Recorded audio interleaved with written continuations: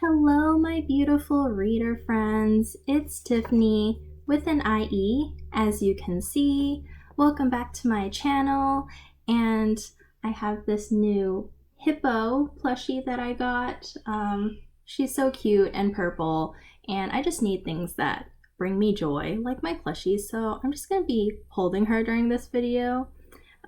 Yeah, so it's finally December, and I can do all the Christmassy book tags and stuff. So I'll be doing the 12 Days of Christmas book tag, which was created by Lizzie Loves Books, and I'll link her video down in the description down below. And I'll also, whatever books that I talk about in this video, of course, I'll link them in the description down below as well. And yeah, let's just get into it. I had to try to redo this video again because I kept getting interrupted or I was unprepared, but hopefully this time we'll be okay. So the first question is, a partridge in a pear tree. Favorite standalone book? For this I chose The Starless Sea by Erin Morgenstern. I absolutely adore this book, and I've talked about it before in my mid-year book freakout tag. It is amazing. It's Erin's second book. She's the author of The Night Circus, if you didn't know, and that book was just as amazing, but this one, I definitely enjoyed this one a lot more, even though both of them are 5-star reads for me. So yeah, this is wonderful, and it's basically like a love letter to readers everywhere. It's about this grad student named Zachary who finds this portal to like this underground library, and just like there's so much stuff, adventure and LGBTQ plus representation, and it's just so amazing. Also, the kids are crying right now, so sorry about the noise. Okay, so the second question is, two turtle doves, fictional OTP or favorite ship? For this, I went with a classic one, that is Perkabeth, which is Percy and Annabeth, from the Percy Jackson series. Here's the first book, The Lightning Thief. Iconic, love them, stan them. They're amazing. If you haven't read Percy Jackson, I mean, definitely pick it up. I prefer the series so much more over the movies, and I'm not sure how to feel about the TV series. I kind of have like mixed feelings about it. I'm glad that like Uncle Rick is actually like on the production team this time, but yeah, we'll see how it goes, because you know, the book is usually better. So yeah, and then also it's on Disney Plus, which I don't have, so we'll see if I even get to watch it. But yeah. The third question is, 3 French Hens. Favorite trilogy? Of course, I'm going to say The Young Elites by Marie Lu. Here's the second one, The Rose Society. And the third one, The Midnight Star. These are such pretty covers, and yeah.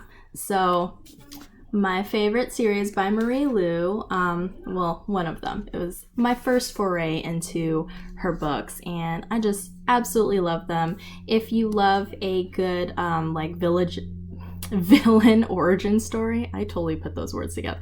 If you like a good villain origin story, definitely check this one out. Adelina is pretty ruthless, but we still love her, and oh my gosh, she goes through so much in these books.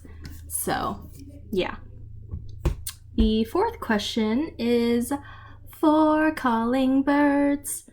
Favorite fictional beast or creature? I mean, there are so many to pick for this one, but I ended up going with kind of like an underrated book, and I chose The Elemental Crows that are in The Storm Crow by Kaylin Josephson. This cover is very stunning, and then the math is really great on the end pages, and look how pretty this cover, like the hardcover, is under the dust jacket. Like, stunning. So yeah, this also has really good like depression rep, which is not seen that often in YA. Usually like whenever like especially for like most fantasy books where like protagonist's kingdom gets taken over and then okay, it's fine, we'll just go into battle right away, like with a smile on our faces. But no, the main character, she's pretty devastated after like it happens at the beginning of the book, and she can't get out of bed for days. So yeah, and the author also deals with her own depression, so she put a bit of her own experiences into this book. But yeah, this is a really good book. There's a second book, so it's a duology. Highly recommend. The fifth question is 5 golden rings. Show 5 golden books. And I have them right here. So, see how pretty they are? So let me go through them. There's The Crowns Game by Evelyn Skye. Only this part and this part are golden. And then we have Broken Wish by Julie C. Dow. This part is very golden, and also the font here. But the other 3 books are like completely golden. So we have Harley in the Sky by Akemi Dawn Bowman. Super pretty. We have King of Scars by Leigh Bardugo, of course. And finally, we have The Very Hungry Caterpillar by Eric Carle. This is my shiny gold edition that I've shown before. And this is the only book that I've read out of this pile. So I need to read the other books.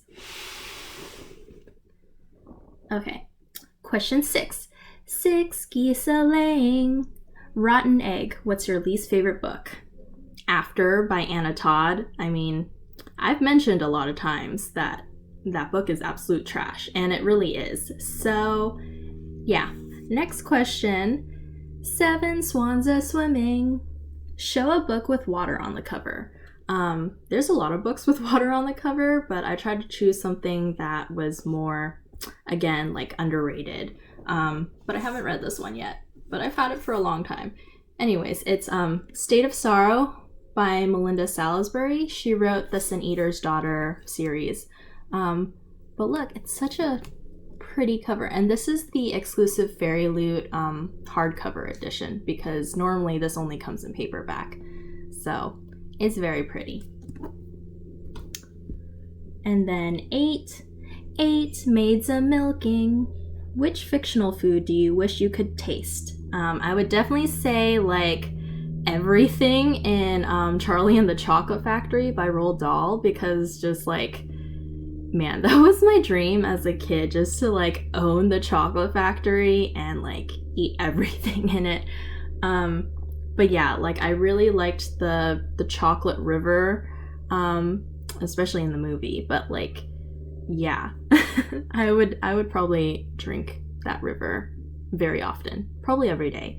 Yeah, and then I would say like specifically like the most intriguing thing in the factory, well, I guess besides the everlasting gobstoppers, was the 3-course meal chewing gum, where it was like the first meal was tomato soup, and the second meal was roast beef, and the third meal was blueberry pie. And yeah, I'm not a big like gum person, but like this gum just sounded so intriguing. But I would like to try a version that is actually like, you know, good and fixed so that I don't turn into a giant blueberry like Violet did. Yeah, so next question. 9 Ladies Dancing. Favorite dance between 2 characters. I immediately thought of Jude and Carden in The Cruel Prince, especially like this is the Barnes & Noble edition, so it's this pretty black color instead of like the usual white. I'll pop up an image. And with the Barnes & Noble edition, it's white hardcover with this pretty design, whereas the usual black edition, this is black with with this design, but I just thought this was so much prettier. And also, with this Barnes & Noble edition, there's this bonus story at the end, and it's from one of the other characters, like minor characters' point of view. But it's fun because she is technically a crossover character. She was in Holly Black's series Tithe. So it's interesting seeing through her eyes. And she does see Jude and Carden dancing together, and she notices that, like, oh yeah, like that Jude is basically scowling at him, and I'm just like, that just sounds, it's so funny. So yeah, I love this book. I need to finish the other two in the series. Yeah, I have a lot of books to finish. The next question, 10 Lords a Leaping. Favorite book to movie adaptation. I would say To All the Boys I've Loved Before by Jenny Han. I love this movie so much. I mean, like, yeah, I did notice that there were changes and stuff, but I love this movie so much. It's so heartwarming. I love the books too. So yeah, I still have to watch the second movie, but I've heard mixed things about that one. But I will always love this book series and this movie. So yeah. The next question, 11 Pipers Piping. Favorite book to movie adaptation soundtrack. I was actually just listening to some of this earlier, but I really loved the adaptation for Catching Fire, which is the second Hunger Games book, and the soundtrack is pretty great too. There's an Imagine Dragons song in there, and yeah, there's Elastic Heart by Sia in there. Like, there are some great songs in there. And then I also really love the musical score for that movie as well. So all around really awesome. And the last question, 12 Drummers Drumming. It's the end of the song. What's your favorite book ending? I had to think about this because this was kind of hard. But I finally chose, and this is probably not going to be a surprise, but I chose Wild Card by Marie Lu. This is the sequel to Warcross, and this is a duology. And I love the series so much, and I just think, like, the ending to Wild Card, like the actual ending, like last chapter and stuff, was just so perfect, like the way that Marie did it. And it just there's like a scene that kind of mirrors a beginning scene in Warcross, and I was just like, except it's reversed.